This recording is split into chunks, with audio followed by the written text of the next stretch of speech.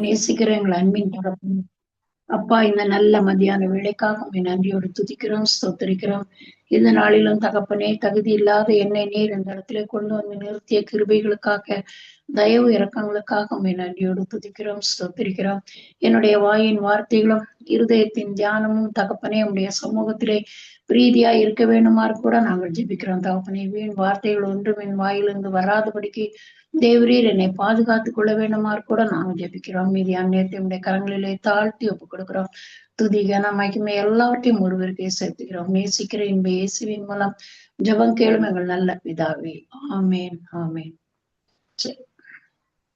நம்ம வேதாகமத்துல நிறைய இடங்கள்ல எம்மாத்திரம் என்ற வார்த்தையை நம்ம பார்த்திருக்கோம்.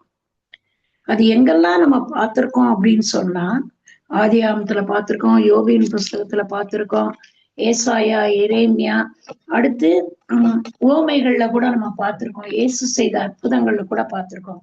அப்போ எம்மாத்திரம் அப்படின்னு சொன்னா, ஒருவன் தன்னுடைய நிலையை உணர்ந்து கடவுளின் முன் தன் முக்கியத்துவ இன்மையை காட்ட கூறுகின்ற வார்த்தை. அப்ப நான் தகுதி இல்லாதவன், நான் உடைய சமூகத்துல எப்படிப்பட்டவன் அப்படின்னு தன்னை தாழ்த்தி தன்னை ஒப்பு கொடுக்கிற ஒரு சொற்றொடர் தான் எம்மாத்திரம் என்ற சொல்லாகும். இந்த வார்த்தை நம்முடைய வேதாகமத்தில் அநேக இடங்கள்ல நமக்கு காணப்படுகிறது.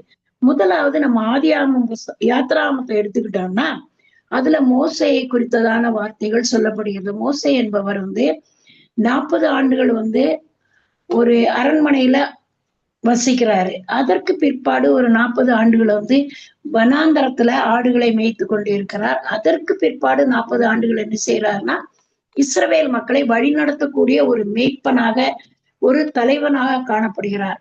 ஏன் அப்படிப்பட்ட சந்தர்ப்பம் அந்த மோசைக்கு கொடுக்கப்பட்டது என்றால், தாயின் கற்பத்திலேயே தேவன் அவரை தெரிந்து கொண்டார். இப்படி நீ இஸ்ரவேல் மக்களை வழிநடத்த வேண்டும் என்பதற்காக அவர் தெரிந்து கொண்ட ஒரு பாத்திரம்.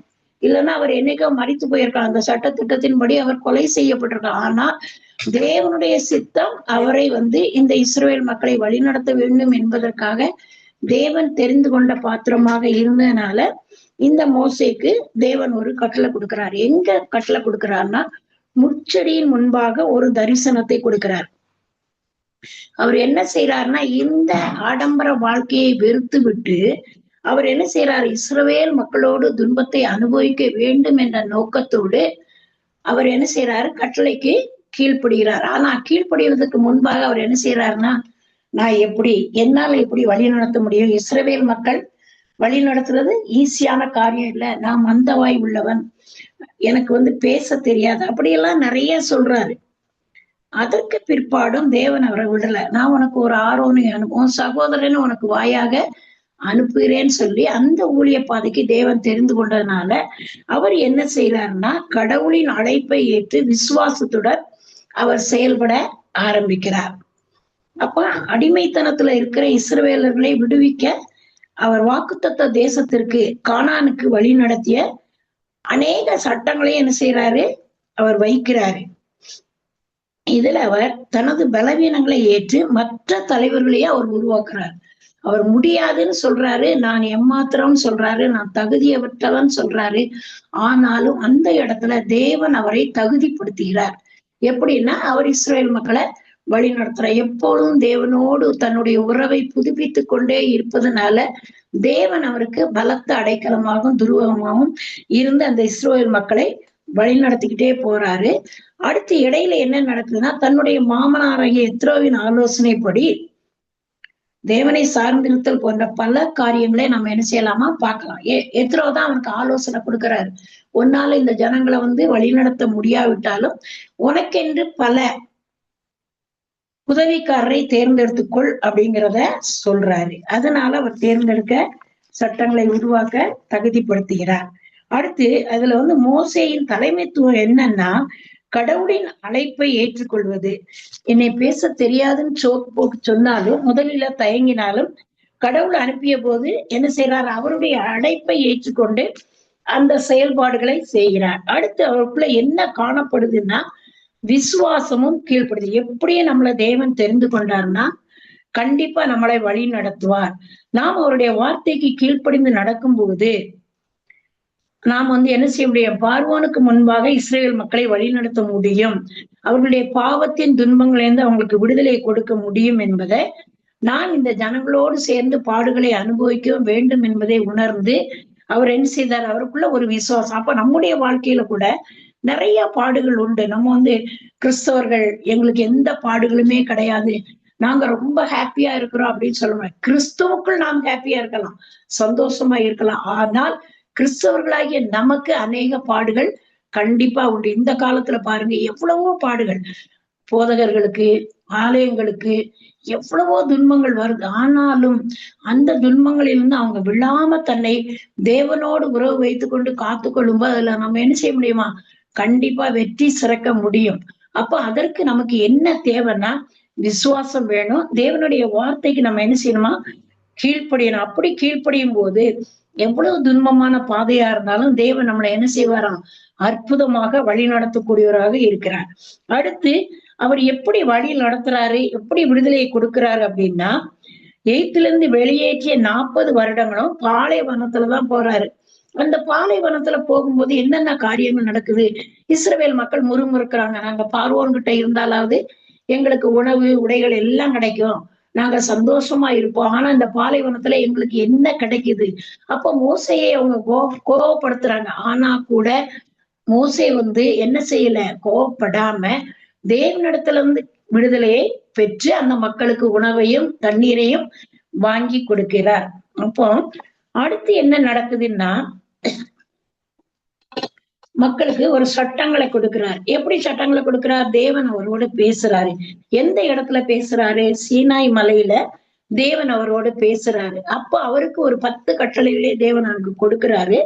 அப்ப அந்த கட்டளைகளை தாம் பெற்றுக்கொண்டு அந்த இஸ்ரவேல் ஜனங்களுக்கு அந்த கட்டளைகளை அவர் கொடுக்கிறவராய் காணப்படுகிறார். அப்ப அது கூட தன்னுடைய சுயமாய் கிடையாது, தேவனுடைய சித்தத்தின்படி, தேவன் சொல்லிய ஆலோசனையின்படி அந்த கட்டளைகள் கொண்டு வந்து என்ன செய்யறாரா? இஸ்ரேல் மக்களுக்கு கொடுக்கிறார். அடுத்து தலைவர்களை உருவாக்குறார். அதான் எத்ரோவின் ஆலோசனையின்படி அவர் என்ன செய்யறாரு? வேலை புல அதிகமா இருந்ததுனால அதுல ஒவ்வொருத்தருக்கு அவர் பிரிச்சு கொடுத்து ஒவ்வொரு தலைவர்களை நான் மட்டும்தான் அதிகாரம் பண்ணணும், எனக்கு தான் எல்லா உரிமைகளும் இருக்கு, எனக்கு தான் எல்லாரும் கீழ்ப்படியணுங்கிற எண்ணம் இல்லாதபடிக்கு தன்னுடைய சுயத்தை விட்டு கொடுத்து அநேக தலைவர்களை அவர் என்ன செய்யறாரு? உருவாக்குகிற பண்பு ஒரு இடத்துல காணப்படுது.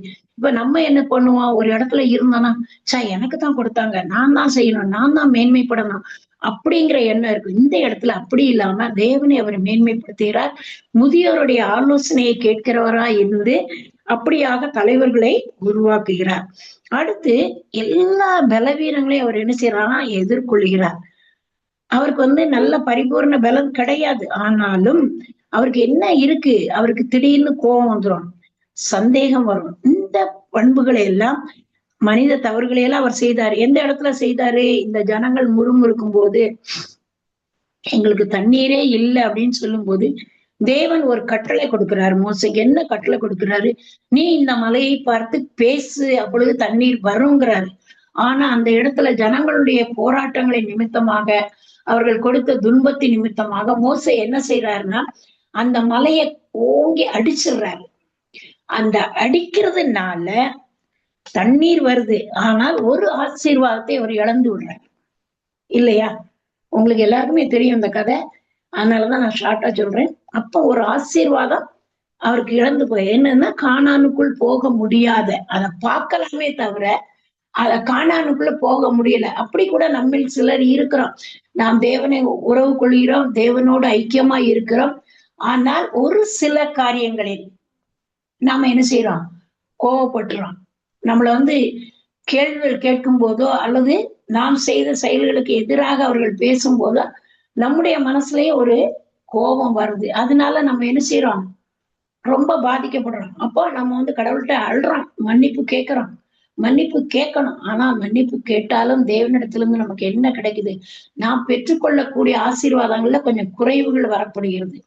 எதனால? நம்முடைய கோபத்தின. அப்ப நம்ம என்ன செய்யக்கூடாது? அந்த கோபத்தை வெளிப்படுத்தக்கூடாது. இந்த கோபம் இவர்கிட்ட காணப்படுச்சு. அதுதான் இவருடைய பலவீனம். அடுத்து நாம் எப்படி இருக்கணும்னா, அந்த உலகத்துல மனுஷர்களை சார்ந்து வாழக்கூடாது. அதுக்கு கூட ஒரு வசனம் இருக்கு.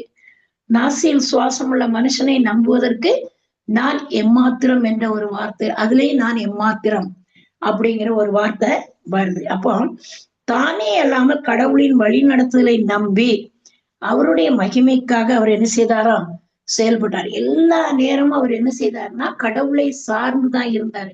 ஒரு சில நேரங்கள் அப்படி விலகினாலும் அவர் விடாதபடி கடவுளை சார்ந்து காணப்பட்டார் என்பதை நாம் பார்க்கிறோம்.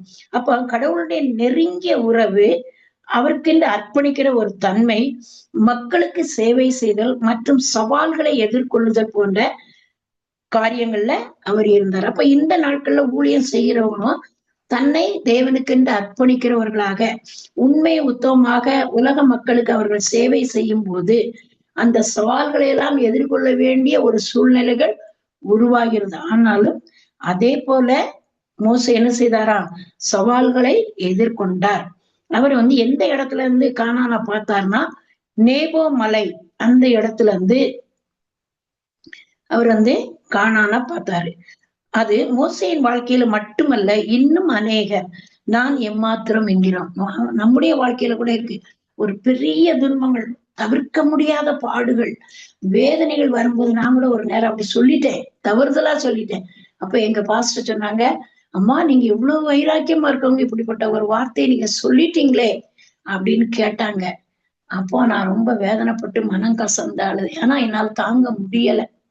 தாங்க முடியாதனால அந்த இடத்துல என்னுடைய வார்த்தைய விட்டுட்டேன், தெரியாம விட்டுட்டேன். ஆனா அதுக்காக மனம் கலந்து இந்த நாளும் நான் அழுவேன் சில நேரங்கள்ல, ஏன்பா அப்படி பேசுனேன் அப்படின்னு.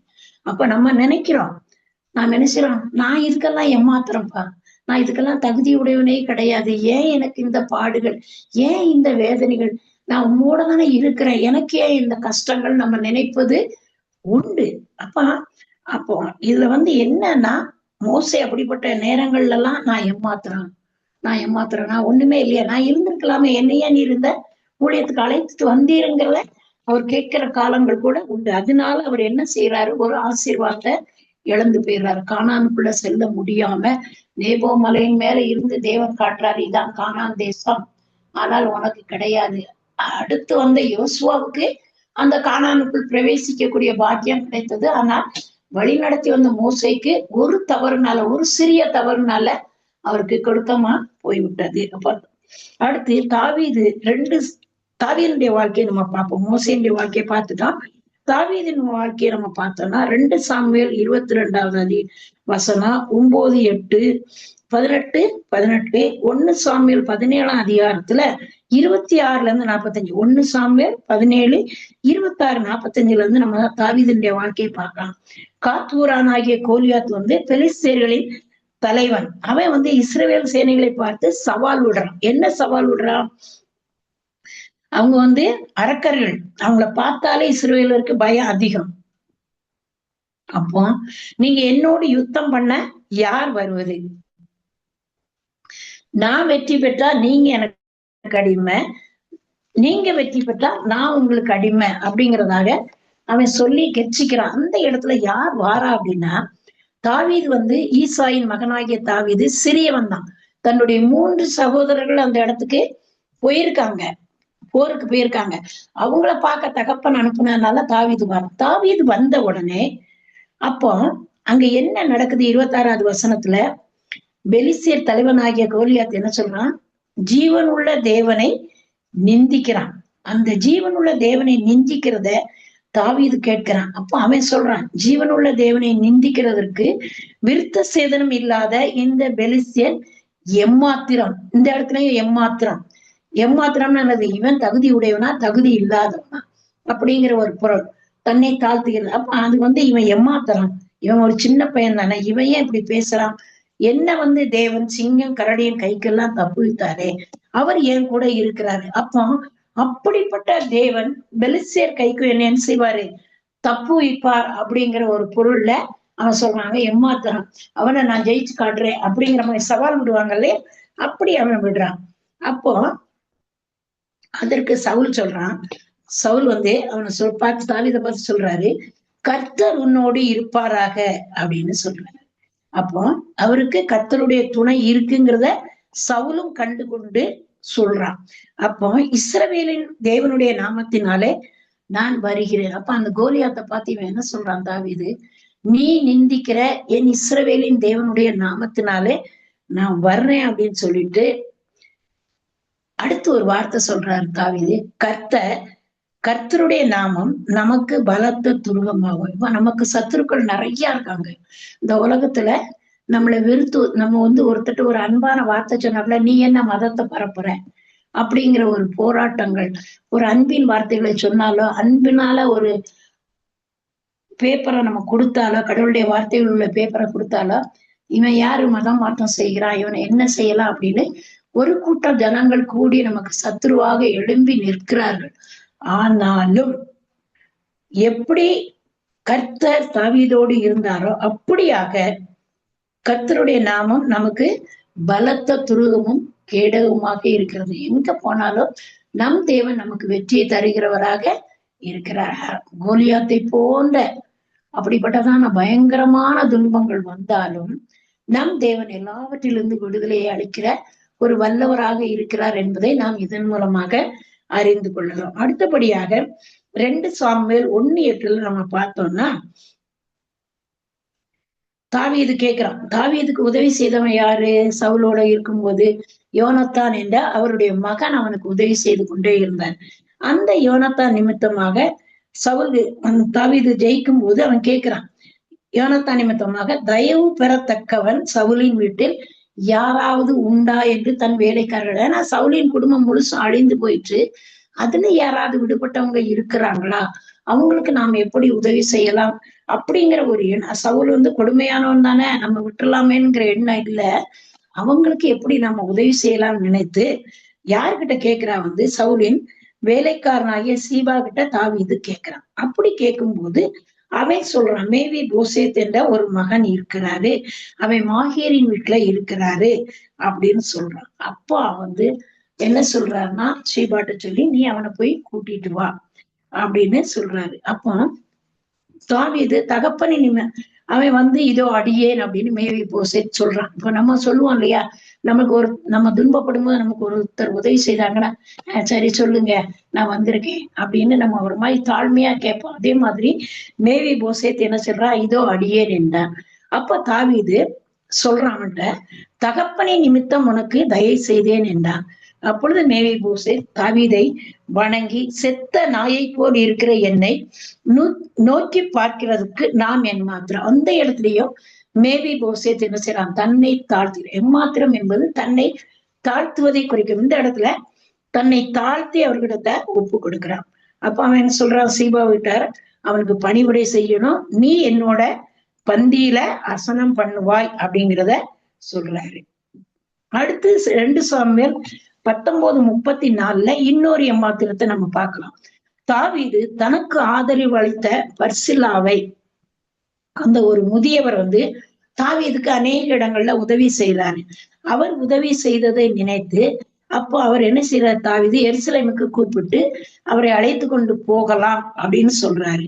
அப்போ பர்சிலாவுக்கு வயசானவர், 80 வயசு ஆயிடுச்சு. அவர் சொல்றாரு, நான் இன்னும் உலகத்துல எத்தனை காலம் இருக்க போறேன்னு எனக்கு தெரியாது, இந்த வயது முதிர்ந்த காலத்துல நான் உம்மோட உமக்கு நான் துன்பத்தை கொடுக்கறதுக்கு விரும்பல, அடியேனாகிய நாட்கள், என்னுடைய ஆயுசு நாட்கள் எம்மாத்திரம். அந்த இடத்துலயே அவர் என்ன சொல்றாரு, என்னுடைய ஆயுசு நாட்கள் நான் எத்தனை நாள் இருக்க போறேன், எனக்கே அது ஒரு தாழ்வாதான் அவர் சொல்றாரு, நான் வர முடியாது, நீ போ அப்படி இப்படின்னா வேகமா அவர் பேசாம, நான் இருப்பதற்குரிய ஆயுசு நாட்கள் எம்மாத்திரம், அடியேனாகிய நான் ராஜாவுக்கு பாரமாயிருக்க வேண்டியது என்ன, என் மகனாகிய கிம்காம் ஆகிய தன் மகனை அவரு ராஜாவிடத்துல ஒப்படைக்கிறார். இதுல இருந்து நாம் அறிவது என்னவென்றால், நமக்கு உதவி செய்தவர்களுக்கு நாமும் உதவி செய்யணும். பர்சிலா தாவீதுக்கு உதவி செய்தான், யோனத்தான் தாவீதுக்கு உதவி செய்தான். அப்ப தாவீதினுடைய நல்ல பண்புகள் இதுல என்னன்னா, தனக்கு உதவி செய்தவர்களுக்கு தாமும் உதவி செய்ய வேண்டும். அப்ப நம்முடைய வாழ்க்கையில நாம் நெருக்கப்படும் போது யாரெல்லாம் நமக்கு உதவி செய்கிறார்களோ அவர்களுக்கு நாம் உதவி செய்கிறவர்களாய் இருக்க வேண்டும். அதை மறந்து நாம் வாழக்கூடாது. திருக்குறள்ல கூட ஒண்ணு சொல்லுவாங்க, சார், என்னன்றி கொன்றார்க்கும் உயிர்ண்டாம் உயிரில்லை, செய் நன்றி கொன்றா மகற்கு. எந்த உதவி செய்தாலும் அதை நாம் மறக்க கூடாது, அதுக்கு திருப்பி நம்ம செய்யணும். அதை மறந்தா அதுல ஒண்ணுமே இல்லை என்பதாக வள்ளுவர் சொல்றாரு. அப்ப நம்முடைய வாழ்க்கையில, நம்முடைய வேதத்திலும் இப்படிப்பட்ட காரியங்கள் அநேகமாக காணப்படுகிறது. அடுத்து 1 ராஜாக்கள் 8ஆம் அதிகாரம் 26ல இருந்து 53 வசனங்களை நம்ம பார்க்கலாம். அதுல சாலமோன், என் தகப்பனாகிய தாவீதுக்கு சொன்ன உம்முடைய வாக்கு மெய் என்று விளங்குவதாக. நான் கட்டின சாலமோன் சொல்றாரு. ஏன்னா தாவீது ஒரு தவறு செய்தான். அந்த தவறின் நிமித்தமாக ஒரு மகன் எடுத்துக் கொள்ளப்படுறான். ஆனா அவனுக்கு என்ன கொடுக்கலன்னா, ஆலயம் கட்டக்கூடிய ஒரு தகுதியை தாவீதுக்கு தேவன் கொடுக்கல. ஏன்னா அவன் தப்பு செய்தான். அப்ப சாலமோன் சொல்றான் பாருங்க, என் தகப்பனாகிய தாவீதுக்கு சொன்ன உம்முடைய வாக்கு மெய் என்று விளங்குவதா. என்ன சொல்றாரு? சாலமோன் தான் அந்த ஆலயத்தை கெட்டுவான்னு சொல்றாரு. அப்போ அதை அவன் நினைவு கூர்ந்து, நான் கட்டின இந்த ஆலயம் எம்மாத்திரம். அப்பா, நான் இப்படி ஒரு ஆலயத்தை கெட்டி இருக்கேன், ஏன் தகுதி கிடையாது, உம்முடைய தகுதியினால நான் கட்டியிருக்கேன். அது கெட்டுவதற்கு நான் எம்மாத்திரம் என்பதாக அவர் சொல்றார். இதை செய்து முடிக்க தேவனாகிய கர்த்தரை புகழ்ந்து வாக்குகளை நிறைவேற்ற வேண்டுதல் செய்து விண்ணப்பத்தை கேட்கும்படி அவன் சாலமோன் ஜெபிக்கிற. அந்த ஆலயத்தை நான் கட்டிட்டேன், இதுல நீர் அற்புதங்களை அதிசயங்களை செய்யணும், நாங்கள் கேட்கிற ஒவ்வொரு விண்ணப்பங்களுக்கும் நீர் பதில் கொடுக்கிற தேவனா இருக்கணும். அப்படி சாலமோன் என்ன செய்யறாராம்? ஜெபம் பண்றாரு. வெறும் ஆலயமா அது என்ன செய்யக்கூடாது? இருக்கக்கூடாது. நீர் கொடுத்த பணியை நான் செய்துட்டேன், உம்முடைய ஐஸ்வர்யத்தினாலதான் நான் செய்தேன், என்னுடைய சுய பலத்தினால எதையுமே நான் செய்யல அப்படின்னு. அப்ப நாங்க இதுல வைக்கிற ஒவ்வொரு விண்ணப்பங்களையும் நீ கேட்டு எங்களுக்கு பதில் தரணும் அப்படின்னு சொல்றாரு. அடுத்து 30வது வசனத்துல என்ன சொல்றாரு? உம்முடைய மன்னிப்பு எங்களுக்கு வேணும், உம்முடைய நியாய தீர்ப்பு எங்களுக்கு வேணும் என்பதாக அவர் கேட்கிறார். அடுத்து 31, 32ல என்ன செய்யறாரு? நாமும் நம்முடைய வாழ்க்கையில் என்ன செய்யணுமா? தேவனை நோக்கி ஜெபித்தால் பதில் தர வல்லவராய் இருக்கிறார். அப்ப நம்ம ஜெபம் பண்ணும்போது கூட கேட்போம் இல்லையா? அப்பா, அந்த தேவாலயத்திலே உம்முடைய கண்கள் திறந்தவையாயும் உம்முடைய செவிகள் கேட்கிறவா இருப்பதற்காக உமக்கு நன்றி செலுத்துறோம், நீங்க எனக்கு பதில் தரணும் அப்படின்னு நம்ம கேட்கிறோம். அப்போ அந்த நாள்ல இருந்து இந்த நாள் வரைக்கும் அந்த தேவாலயத்தை நம்ம நினைக்கிறவர்களா இருக்கிறோம். அதுல கேட்கும் போது நமக்கு பதில் தருகிற தேவனா இருக்கிறார். அப்போ நம்முடைய ஜெபம் எப்படி இருக்கணுமா? கண்டிப்பா மேன்மையானதா இருக்கணும். அடுத்து எலியாவை போல ஒரு கருத்துள்ள ஜெபம். எப்படின்னா, எலியா என்ன செய்யறாரு? 3 வருஷம் மழை பெய்யக்கூடாதுங்கிறாரு, அடுத்து 3 வருஷம் மழை பெய்யணுங்கிறாரு. அந்தபடியாக தேவன் அந்த கருத்தான ஜெபத்தை, அப்ப யோசுவா கூட கேட்கிறாரு ஒரு இடத்துல. என்ன கேட்கிறாரு? இந்த சந்திரன் நிற்க பண்ணுங்க, சூரியனை நிற்க பண்ணுங்கன்னு செய்யறாரு. ஒரு மனுஷனுக்காக தேவன் அந்த ஒரு நாள் அதை என்ன செய்யறாரு? நிப்பாட்டி வைக்கிறார். அப்ப அப்படிப்பட்டதான ஒரு கருத்துள்ள ஜெபம் நம்ம இடத்துல காணப்படணும்.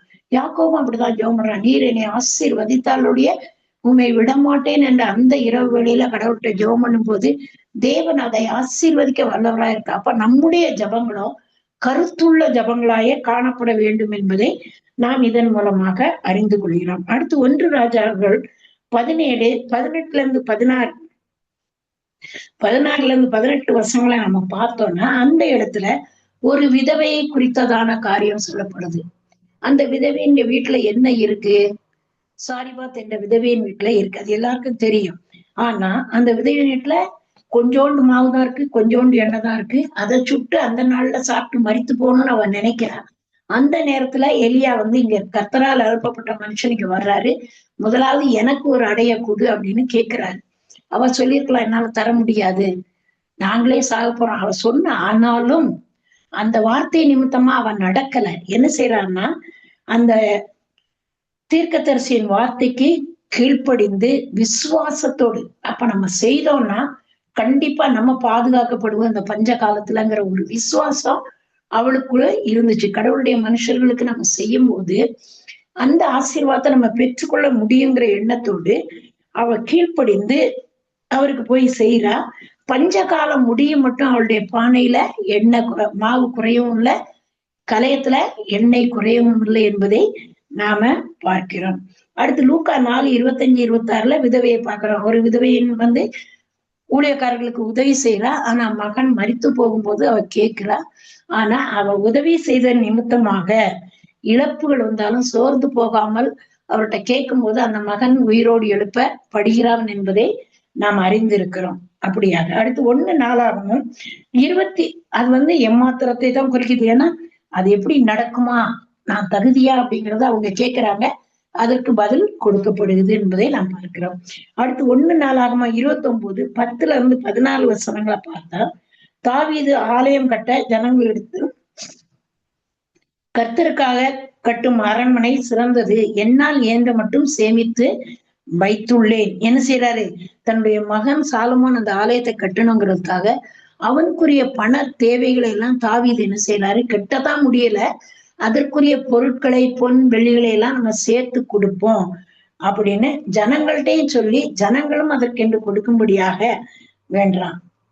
நாமும் முன்மாதிரியாக இருந்தால் மற்றவர்களும் முன்மாதிரியாக இருப்பார். யார் முன்மாதிரியா இருந்தா? தாவீது தன்னுடைய மகனுக்காக ஒரு முன்மாதிரியாக இருக்கிறான். அப்படியாக நாமும் நம்முடைய வாழ்க்கையில மற்றவங்களுக்கு உதவி செய்யறவங்களாக, அவர்களுடைய விருப்பத்திற்கு ஏற்றபடி நன்மை தீமையை அறிந்து செய்யக்கூடியவர்களாக இருந்தால் அவர்களுடைய வாழ்க்கையில் ஏற்படுகிற மகிழ்ச்சியை கண்டு நாமும் என்ன செய்யலாமா? மகிழ்ச்சி அடையலாம். இதில் தேவனுடைய மகத்துவம் கூறப்படுகிறது. என்ன தாழ்மை காணப்படுகிறது. தன்னை தாவீது தாழ்த்துறான், அதுல தாழ்மை காணப்படுகிறது. இப்படிப்பட்ட மனப்பூர்வமாய் நான் கொடுக்கும் போது திராணி உண்டாவதற்கு நானும் என் ஜனங்களும் எம்மாத்திரம். தாவீது சொல்றார், நானும் என் ஜனங்களும் எம்மாத்திரம். இப்படி அவங்க கொடுக்கும் போது, தங்களையே தாழ்த்தி தங்களிடத்துல உள்ளது அவர் கொடுக்கும் போது அவங்களுடைய வாழ்க்கை எப்படி இருக்கும்? ஆசீர்வாதமா இருக்கும். அப்ப இதை செய்வதற்கு நான் எம்மாத்திரம். எனக்கு தகுதி இருக்குதா? இல்ல, நான் பாவிதான், பாவங்களை செய்திருக்கேன். ஆனாலும் நான் எம்மாத்திரம் என்று தன்னை தாழ்த்துகிறேன் நாம் இந்த இடத்துல பார்க்கிறோம். நாமும் நமக்கு தேவன் தந்த ஐஸ்வர்யத்தில் இருந்து கொடுக்கிறோம். இதில் பெருமை பாராட்ட நமக்கு உண்மை கிடையாது. யாரு நமக்கு கொடுத்தது? இந்த வேலையை கொடுத்தது யாரு? இந்த வேலை நிமித்தமா நமக்கு ஐஸ்வர்யம் கிடைத்தது யாரு? நம்ம சுய பலத்தினாலோ நம்ம சுய கல்வியினாலேயோ சுய பாடுகளினாலோ நம்ம இதெல்லாம் பெற்றுக்கொள்ளல. அவர் நமக்கு ஞானத்தை கொடுத்ததுனாலதான் நாம் இந்த அளவுக்கு உயர்ந்து ஒரு இடத்துல வேலை ஸ்தலத்துல மகிமையா வேலை செய்ய முடியுது. அதன் நிமித்தமாக நமக்கு வருமானம் கிடைக்கிற வருமானம் ஆசீர்வாதத்தை தருகிறது. அந்த ஆசீர்வாதமும் ஐஸ்வர்யமும் அந்த கல்வியின் ஞானமும் யார் கொடுத்ததுன்னா அது தேவனால் வந்தது. அதனால நாம் தேவனை குறித்து எந்த விதத்திலும் மேன்மை பாராட்டணுமே தவிர நம்மை குறித்து நாம் என்ன செய்யக்கூடாது? மேன்மை பாராட்ட கூடாது. இதில் மேன்மை பாராட்டுவதற்கு ஒன்றுமே கிடையாது. நம்மை நாம் தாழ்த்தி அவருடைய கரத்துல ஒப்புக்கொடும் போது தாழ்மை உள்ளவர்களுக்கு தேவன் என்ன செய்யறாராம்? கிருபை அளிக்கிறவராய் இருக்கிறார். பெருமை உள்ளவர்களுக்கு தேவன் எதிர்த்து நிற்கிறவர்களாக இருக்கிறார் என்பதை நாம் பார்க்கிறோம். அடுத்து இன்னொரு உண்மையை சொல்லணும்னா, யோவான் 6:5-13 வசனங்கள்ல நம்ம ஒரு அற்புதத்தை நம்ம பார்க்கலாம். மலை மேல இருந்து தேவன் பிரசங்கம் பண்ணி கொண்டு இருக்கிறார். இந்த பிரசங்கத்தை கேட்பதற்கு பக்கத்துல உள்ள ஊர்ல இருந்து நிறைய மக்கள் வந்திருக்காங்க. 5000 பேருக்கு மேல வந்திருக்காங்க. ஆனா அவங்க அந்த வசனத்தை கேட்டுக்கொண்டே இருக்கிறார்களே தவிர வீட்டுக்கு போகணுங்கிற எண்ணமே அவங்களுக்கு காணப்படல. அப்படி அவர் பிரசங்கம் பண்ணி கொண்டே இருக்கும்போது நேரம் கடந்து போகுது. அப்ப அவர் சொல்றாரு, ஐயோ, இந்த மக்களுக்கு நம்ம ரொம்ப சோர்வா இருக்கிறாங்க, எப்படியாவது இவங்களுக்கு உணவு கொடுக்கணும் அப்படின்னு பிலிப்போவை பார்த்து கேட்கிறாரு. அப்ப பிலிப்பு என்ன சொல்றான்? இந்த 200 பணத்துக்கு நம்ம என்ன வாங்கி இவங்களுக்கு கொடுக்க முடியும்? இதுல என்ன பூர்த்தி செய்ய முடியும்? இத்தனை மக்கள் இருக்கிறாங்களே அப்படின்னு ஒரு அவிசுவாசமான வார்த்தைய சொல்றான். ஆனாலும் உடல் அடுத்து அந்திரேயாங்கிற ஒரு சீஷன் என்ன சொல்றான்னா, இங்க ஒரு பையன்ட்ட 5 அப்போ 2 மீன் தான் இருக்கு, இது எம்மாத்திரம் போதும், எந்த அளவு போதும், இதை வச்சு என்ன பண்ண முடியும்? 5000 மக்கள் இருக்கிறாங்களே அப்படின்னு சொல்லிட்டு, ஆனாலும் தேவனிடத்துல கொண்டு கொடுக்குறாரு. இவ்வளவுதான் இருக்குது, இதை வச்சு எப்படி நீங்க கொடுப்பீங்கன்னு கேள்வி கேட்கும் போது அப்ப தேவன் என்ன செய்யறாரா? இது எப்படி இந்த மக்களுக்கு எம்மாத்திரம் போதுமானதா இருக்கும்னு சொல்லும் போது தேவன் அதை ஆசீர்வதித்து அதை பந்தியிலே உட்கார செய்து எல்லாருக்கும் கொடுக்கிறாரு. அவர்கள் சாப்பிட்டு என்ன நடக்குதுன்னா மீதியாக 12 கூடைகள் நிறைய எடுக்கிறார்கள். அப்போ எந்த ஒரு காரியமாக இருந்தாலும் நமக்குள்ள அவிசுவாசம் வராதபடிக்கு நம்மை நாம் காத்து கொள்ள வேண்டும். அடுத்தபடியாக நம் சுய பலத்தினாலோ சுய சித்தத்தினாலோ எந்த ஒரு காரியத்தை நம்மளால செய்யவே முடியாது. நான் நினைச்சேன், 4 பிள்ளைங்களுக்கு எப்படி நம்ம திருமணத்தை நடத்தி வைப்போம்? நம்ம என்ன ஒண்ணுமே இல்லையே, நாம் என்ன செய்ய முடியும்? ஆனால் தேவனிடத்துலதான் வச்சேன். எப்படி நீங்க நடத்துவீங்க எனக்கு தெரியாதப்பா, எப்படி நீங்க நடத்தி கொடுப்பீங்க? நான் எல்லார்ட்டையும் ரொம்ப இதா பேசவும் கொஞ்சம் யோசிப்பேன். எப்படி நடத்தி தருவீங்க? எப்படி என் பிள்ளைங்களுக்கு நீங்க கொண்டு வருவீங்க? அப்படின்னு நான் தேவனிடத்துல கேட்கும்போது, அவருடைய நாமம் மகிமைக்கென்று ஒரு நேர்த்தியா 4 பிள்ளைகளுடைய திருமணத்தையும் நடத்தி குடுத்தாரு. இன்னைக்கு என் தங்கச்சி சொல்லுவா, "எப்படி எங்க அக்கா 4 பிள்ளைகளுடைய திருமணத்த நடத்தி குடுத்தா? நம்ம 2 பிள்ளைகள எப்படி நடத்த போறோம்னு?" அப்படி சொல்லுவா.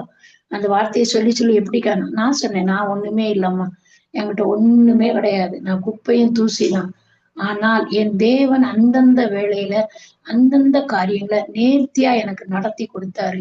அப்படின்னு நான் சொல்வேன். அப்படியாக இந்த இடத்திலயும் 5 அப்பத்தையும் 2 மீனையும் கொண்டு அவர் 5000 பேரை போஷித்தார் என்றால், தேவன் எவ்வளவு பெரியவரப்பா! நம்மளால முடியுமா? ஒரு கல்யாண வீட்டுக்கு கூட்டத்த கூட்டுறோம். ஒரு 10 பேர் கூடிட்டா என்ன பண்றது? ரசத்துல தண்ணீய ஊத்துமா? சாம்பார்ல தண்ணீய ஊத்துமா? அப்படிங்கிற திங்கிங் தான் போகும் உலக பிரகாரமா. ஆனா அப்படி இல்ல. கானா ஒரு கல்யாண வீட்ல கூட ரசம் குறைந்து பட்டபோது அவர் என்ன சொல்றாரு? "தண்ணீய ஊத்துங்கப்பா நான் பார்த்துக்கிறதேங்கிறாரு." ஊத்துறாரு. அது மதுரமாய் மாறிற்று. அப்போ அது தேவனிடத்துல கேட்கும்போது தான் நம்முடைய வாழ்க்கையில அது எப்படி இருக்குமா? மதுரமானதாக இருக்கும். இப்ப தேவனிடத்துல கொடுக்குறாங்க. அந்த இடத்துல எம்மாத்திரம் என்ற வார்த்தைக்கு என்ன ஆகுது? ஒரு அற்புதம் நடக்கிறது என்பதை நாம் பார்க்கிறோம். இப்படியாக நாம் ஒவ்வொரு காரியங்களுக்காக நாம் தேவனிடத்திலே மன்றாடி ஜெபிக்கும்போது, தேவன் ஏற்ற வேளையில நான் என்னுடைய வாழ்க்கையில அனுபவிச்சிருக்கேன் நெறையா. ஃபீஸ் கட்டணும். பணத்துக்கு என்ன பண்ணேன்னா, பிஎஃப் போட்டா கரெக்ட்டா அந்த டைம்ல வந்து கையில கிடைக்கும். ஃபீஸ் கட்டுற நேரத்துக்கு. எல்லாரும் புலம்புவாங்க, போட்டது கிடைக்கல. அப்ப நான் சொல்லுவேன், ஏற்ற வேளையில தருவார். பொறுமையா இரும்பேன். ஆனா அதே மாதிரி வந்து கிடைக்கும். நான் ஃபீஸ கட்டிட்டு ஹேப்பியா இருப்பேன். அப்போ அதெல்லாம் யாருடைய செயல்? என் சுய பலன் கிடையாது. என்னுடைய பணம் தான். ஆனாலும் அது என் கையில வரணும்னா எவ்வளவு அதிகாரிகள தாண்டி வரணும். அப்ப நான் கடவுள்ட்ட அத வைக்கும்போது, கடவுள் அதை நேர்த்தியாக என்னுடைய வாழ்க்கையில முடித்துக் கொடுத்தார். அதற்காக நான் உனக்கு நன்றி சொல்றேன். நான் வந்து தகுதியற்றவள் தான். நான் எம்மாத்திரம்? நான் ஒண்ணுமே கிடையாது தகுதியற்றவள். ஆனால் தகுதியற்ற என்னை கூட அந்த இடத்துல தகுதிப்படுத்தியது தேவனுடைய கரமும் வல்லமையும் தான் என்பதை நான் சொல்வேன். அப்படியாக இன்னும் அநேக இடங்கள்ல இருக்கு. யோபு எடுத்துக்கிட்டீங்கன்னா, யோபு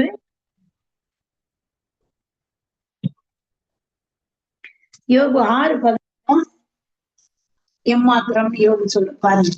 சொல்றாரு பாருங்க. என்ன சொல்றாரு பாருங்க. யோபு 6:11 நான் காத்து கொண்டிருக்க என் பலன் எம்மாத்திரம்? என் ஜீவனை நீடித்திருக்க பண்ண என் முடிவு எப்படிப்படுது? அவர் கேட்கிறாரு. நான் காத்திருக்கிறேன். எனக்கு எப்பயாவது பலன் வரும், பலன் வரும். நான் காத்திருக்கேன். ஆனா நான் காத்திருப்பதற்கு என் பலன் என் பலனால ஒண்ணுமே கிடையாது. என் ஜீவனை நீடித்திருக்க பண்ண உம்மாலதான் முடியும். அப்பவும் அவர் கேட்கிறாரு, நான் எம்மாத்திரம்? அது மாதிரி சங்கீதம் 8:4 தாவீது கேட்கிறார், தேவனை பார்த்து மனுஷனை நீ நினைக்கிறதற்கும் மனுஷகுமாரனை நீர் விசாரிக்கிறதுக்கும் அவன் எம்மாத்திரம்? அப்ப நீர் எங்களை விசாரிக்கிறதுக்கும் எங்களை நினைப்பதற்கும் நாங்க எம்மாத்திரம் இல்லையா? நாங்க எம்மாத்திரம்? தகுதி இல்லாத பாத்திரங்கள் தான். ஆனாலும் எங்களுக்கு ஏற்ற வேளையில உதவி செய்கிற தேவன் நீர் எங்களோடு இருக்கிறதுனால நீர் எங்களுக்கு பலம் தருகிறீர் என்பதை நாம பார்க்கிறோம். அடுத்து 8:18 யோபு 8:18 காலைதோறும் அவரை விசாரிக்கிறதற்கு அவன் எம்மாத்திரம் அப்படின்னு யோபு சொல்றாரு. அடுத்து தேவனோடு 9:14 என்ன சொல்றாரு? தேவனோடு வழக்காடவும் அவர் வார்த்தைகளை தெரிந்து கொள்ளவும். உங்களுடைய வார்த்தைகளை நான் கற்றுக்கொள்ள எனக்கு ஞானம் வேணும். ஞானம் இருந்தாதான் நான் கற்றுக்கொள்ள முடியும். அப்படி இல்லைன்னா நான் ஏமாத்துறேன். நான் வந்து ஒரு மனத்தாழ்மை உள்ளவன் தான். எனக்கு ஒரு ஞானம் இல்ல. அந்த ஞானத்தை யார் தரணும்? நீர் மட்டும்தான் தர முடியும். அப்படிங்கிறத யோபுவினுடைய வாழ்க்கையின் மூலமாக நாம் அறிந்து கொள்கிறோம். அடுத்தபடியாக 25:6 நம்ம பார்த்தோம்னா சூசியனான பிஸ்தாத் பிரதியுத்தரமாக சொல்லுகிறதே நாம் பார்க்கிறோம். அவர் என்ன சொல்றாரு? புழுவாய் இருக்கிற மனிதனை பூச்சாய் இருக்கிறவன் மனிதபுத்திரன் எம்மாத்திரம்? நாங்கெல்லாம் புழு, பூச்சி. ஆனா நாங்க உங்களுடைய பார்வையில எம்மாத்திரம் என்பதாக யோபுவினுடைய நண்பன் ஒருத்தன் சொல்றதை நம்ம கேட்கிறோம். இப்படியாக எம்மாத்திரம் என்ற வார்த்தைகள் நம்முடைய வேதாகத்துல அநேக இடங்கள்ல காணப்படுது. அடுத்து 9:14 பாருங்க. தேவனோடு வழக்காடவும் அவர் வார்த்தைகளை தெரிந்து கொள்ள நாம ஏமாத்தணும். நம்ம தேவனோட சண்டை போடலாமா? நம்ம சில நேரம் சண்டை போடுறோம். என்ன பண்றோம்? ஏன் எனக்கு இந்த பாடு? ஏன் நான் இந்த வழியில கடந்து போறேன்? இதெல்லாம் எனக்கு தீராதான் நம்ம கேட்கிறோம். ஏன் அந்த இடத்துல நம்முடைய விசுவாச குறைவு காணப்படுகிறது. அப்போ நான் நம்மை படைத்த தேவனிடத்துல ஏன்னு கேட்க கூடாதுன்னு வசனம் இருக்குது. என்னை ஏன் படைத்தீர் என்று கேட்க கூடாதுங்கிற வசனம் இருக்கு. அப்போ நாம் தேவனோடு வழக்காடவும் அவர் வார்த்தைகளை தெரிந்து கொள்ளவும் நான் எப்படிப்பட்டவங்க? ஏமாத்திரம் தகுதி இல்லாதவங்க தான். அதனாலதான் நம்ம இப்படிப்பட்ட வார்த்தைகளை பேசுறோம். அப்படிப்பட்ட வார்த்தைகளை நாம் பேசக்கூடாது என்பதற்காக இந்த எடுத்துக்காட்டுகள் வேதாந்தத்துல காணப்படுகிறது. அடுத்து எரேமியாவை எடுத்துக்கிட்டீங்கன்னா 23, 28வது வசனத்துல சொப்பனங்களை கண்ட தீர்க்கதரிசி சொப்பனத்தை விவரிப்பானாக. சொப்பனத்தை கண்ட தீர்க்கதரிசி அந்த சொப்பனத்துக்கு விளக்கத்தை சொல்லணும். அப்ப அந்த விளக்கம் கூட எப்படிப்பட்டதா இருக்கணும்னு சொல்றாருன்னா, என் வார்த்தை உள்ளவனே என் வார்த்தையை உண்மையாய் சொல்வானாக. அப்ப தீர்க்கதரிசியானவன் கள்ள தீர்க்கதரிசியா இருக்கக்கூடாது, உண்மையான தீர்க்க தரிசனங்களை சொல்லக்கூடியவனாக, தேவனால் தெரிந்து கொள்ளப்பட்டவனாக அவன் இருக்க வேண்டும். அவனை எதற்கு ஒப்பிட்டு சொல்கிறார் என்றால், கோதுமைக்கு முன் பதர் எம்மாத்திரம் என்று கர்த்தர் சொல்றார். நல்ல கோதுமை இருக்குது, அதை அரைச்சாதான் நமக்கு மாவு கிடைக்கும். அப்படிப்பட்ட கோதுமை இருக்கிற இடத்துல பதர்னா என்னது? ஒண்ணுமே இல்லை, வெறும் சாவி. அந்த சாவியில இருந்து நம்ம மாவு எடுக்க முடியுமா? எடுக்க முடியாது. அதைத்தான் தேவன் அழகா சொல்றாரு, நல்ல உனக்கு தீர்க்க தரிசனத்தை நான் கொடுத்திருக்கேன், நீ பாலாக்கை போல தீமையான தீர்க்க தரிசனங்களை சொல்லக்கூடாது, தேவனுக்கு விரோதமான தீர்க்க தரிசனங்களை சொல்லக்கூடாது என்பதாக கர்த்தர் இந்த இடத்துல சொல்லுகிறார் என்பதை நாம் பார்க்கிறோம். அடுத்து ஏசாயா 2:22 என்ன சொல்றாருன்னா, யாரை நம்ப கூடாது, அப்படி நம்புனா அவன் ஏமாத்துறான் அப்படிங்கிறத சொல்றாரு. யார நம்பணுமா? ஜீவனுள்ள தேவனை மட்டுமே நாம் நம்பி நம்முடைய காரியங்களை சொல்லணுமே தவிர, நாசியிலே சுவாசம் உள்ள மனுஷனை நம்புவதை நாம் விட்டு எண்ணப்படுவதற்கு அவன் ஏமாத்துறான். அவனை போய் நம்ம ஓடி அவன்கிட்ட இருந்து விடுதலை கிடைக்கும்னு நினைக்கிறதுக்கு நாம் யாரு? தகுதியற்றவங்க தான், ஏமாத்திரம். அப்ப நம்ம அவங்கள கேட்க கூடாது. யார்கிட்ட கேட்கணும்?